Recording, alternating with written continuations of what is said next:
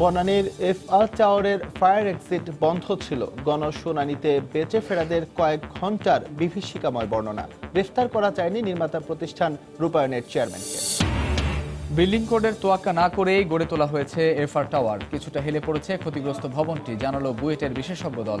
বহুতল ভবন পরিদর্শনে কাল মাঠে নামবে 24টি দল।